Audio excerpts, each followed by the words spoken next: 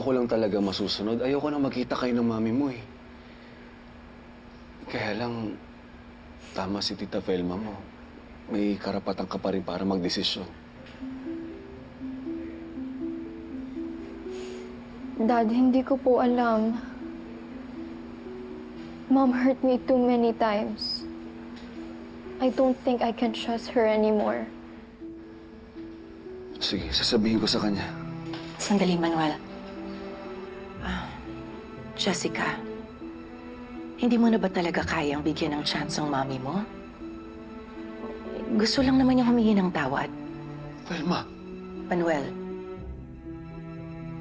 alam natin, pareho kung anong pakiramdam ng mga magulang na tinataboy ng mga anak. Masakit. Jessica, pakinggan mo lang yung mami mo. Huwag ka mag-alala. Hindi ka iiwan ng daddy mo.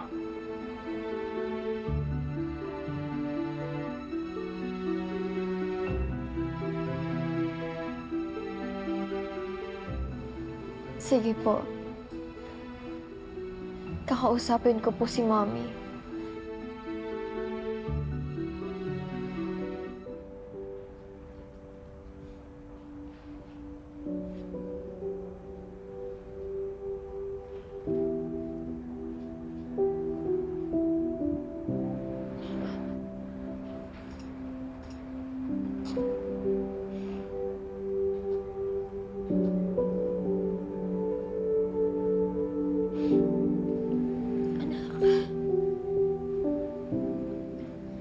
Jessica, I'm so sorry, anak. Nasaktan kita. Hindi ko sinasadya. Patawarin mo ako.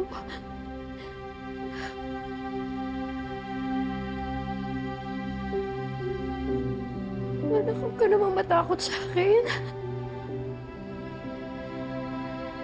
Please. Please give me a chance. Magbawi ako sa'yo. Ako. Anak, mami mo pa rin ako. I don't want to stop being your mom. Alam ko ang laki-laki ng kasalanan ko sa'yo, pero kaya kong ayusin yun. Promise, aayusin ko, anak. Magsisimula tayo uli. Masaya naman tayo dati, di ba? Pwede nating ibalik yun. Pero please naman, anak. Huwag mo naman ako itulak palayo sa'yo. Hindi ko kaya. You're my one and only baby. Anak. Tawarin mo na ako.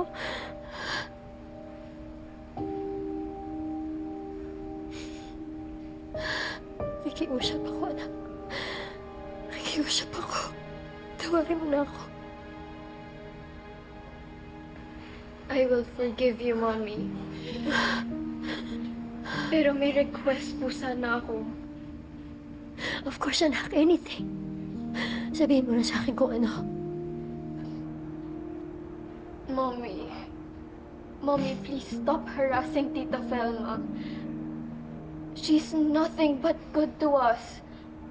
Mommy, hindi niyo po deserve yung mga pagpapahiya niyo. And please po, hayaan niyo po muna kami ni Dad. Mom, we need space. Sure. Of course, anak. Of course. Basta please, please patawarin mo na si Mami. Pwede ba yun? Gagawin ko yung sinabi mo, anak. Kahit ano, gagawin ko yung sinabi mo. Pero patawarin mo na ako.